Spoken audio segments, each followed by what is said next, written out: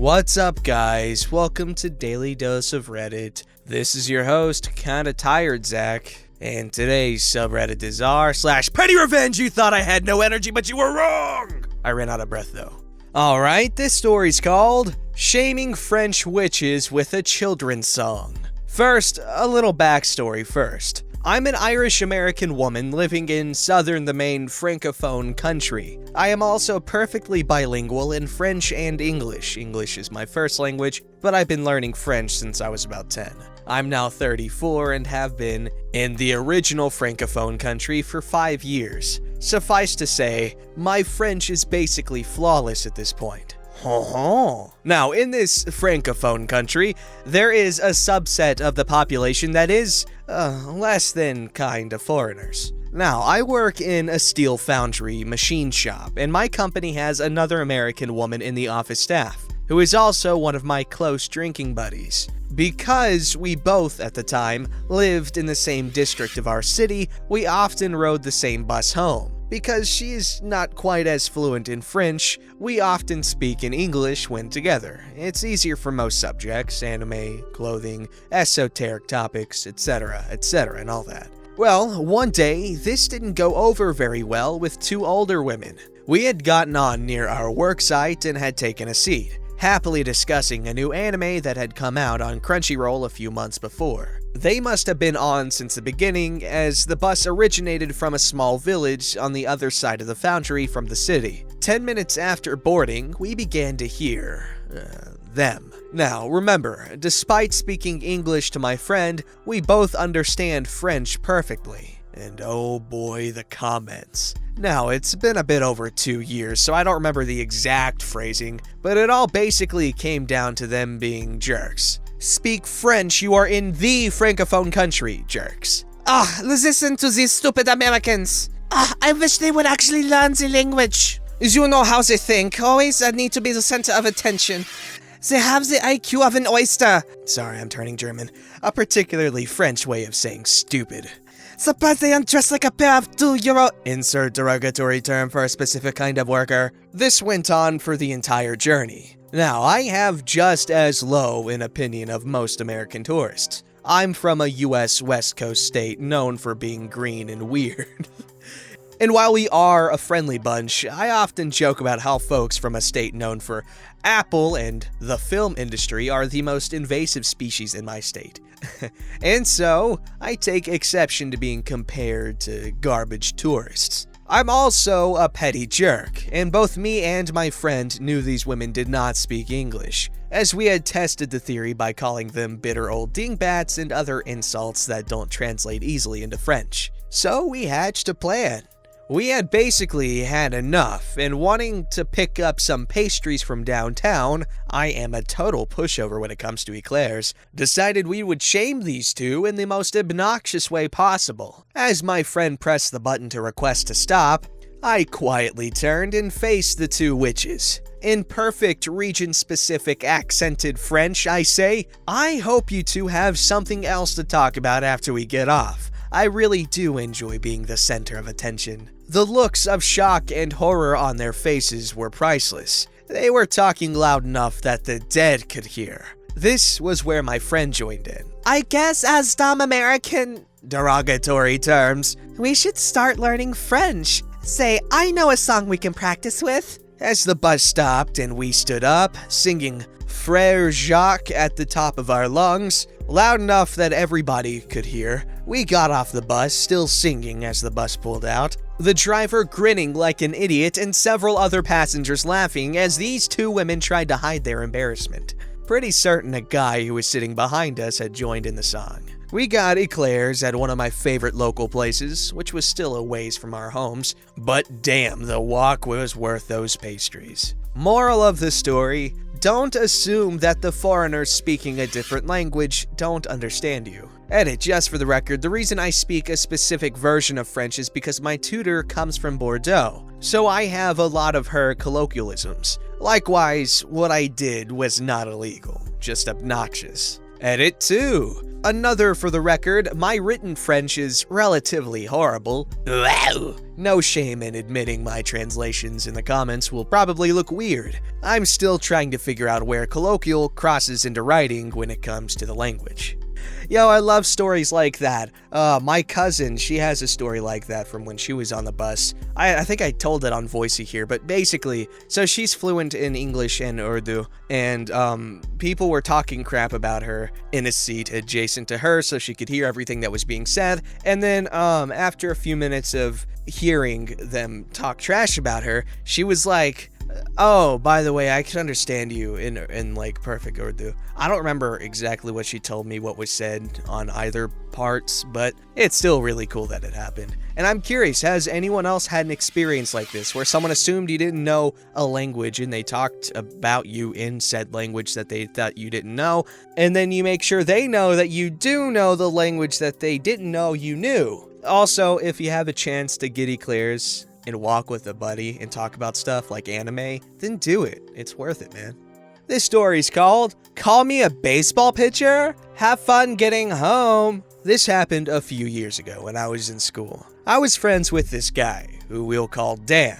Dan and I were pretty close. We're the people who almost dated but never did. But I went to his house a couple times. He lived even further than me. The journey home was about 1.5 hours for him by bus. Suddenly, he stopped talking to me for no reason, and stopped waiting for me as we used to take the bus home together. I asked him what the issue was. Apparently, a girl he was talking to thought I was pretty clingy, and didn't trust him when hanging around me. We then had a huge fight over this, ending with him calling me a baseball pitcher, amongst other things, especially stuff he knew I was sensitive about. I then obviously hated him, and was going to let it go, until a week or so later.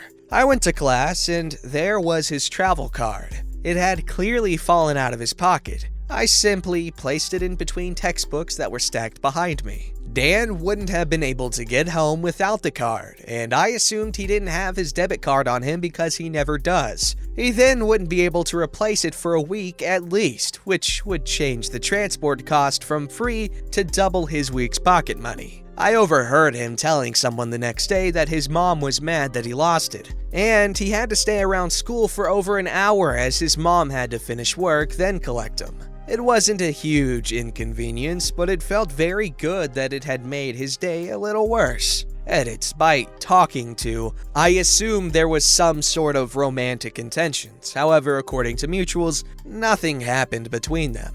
When he stopped talking to me, this was completely sudden. He talked to me at break, and then I didn't see him at lunch. And I waited for him after school as always, as we would always catch the bus home. I ended up waiting for 15 minutes before I assumed he'd left earlier. However, in the past, he'd always have texted me if he had to leave quickly. This caused me to wait longer for the bus and be home later, which is why I thought this revenge was particularly apt. The travel card would only have a small bit of money on it to be used on transport, and as soon as a new one was ordered, the old one would be invalid and the money would be on the new one. Fellers and fellatresses, if a peep you're trying to talk to gets all weird about your friends, I don't think they're the most mature individual if they can't see that, friendship is one thing and something else is something else. Personally, I'm just kinda naturally flirty because it's a lot of fun, but that is dramatically toned down to the point of non-existence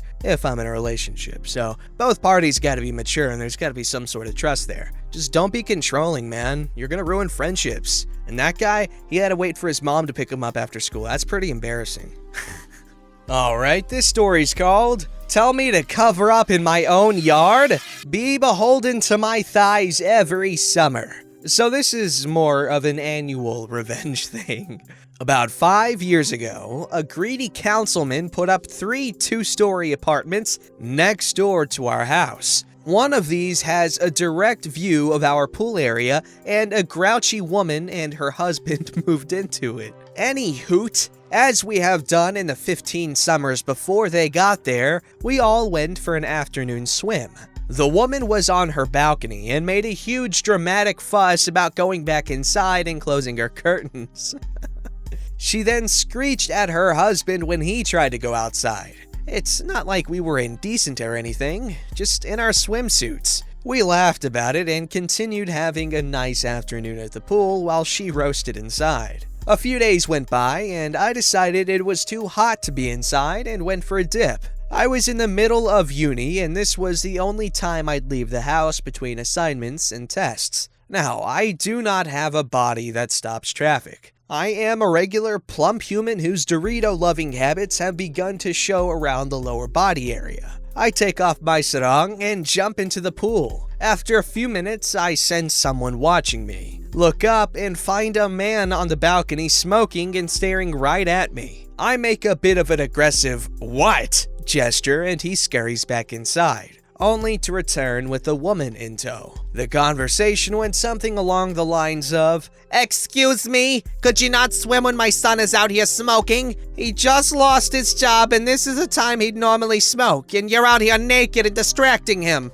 Ew, he's the age of my dad. He can smoke on your front balcony, and I've lived here for, at the time, 15 years, so you can't blame me for being here naked, which I'm not. I'm swimming. I'm just asking you to be considerate, okay? At this point, the grown-ass man-baby was looking smug. If you don't like it, then move. And I continued swimming. They stood there for another 5 minutes before once again going inside and closing the sliding patio doors and curtains. Also, I was not naked or indecent. I wear full swimsuits because I'm a little insecure about my belly. See paragraph about the Doritos.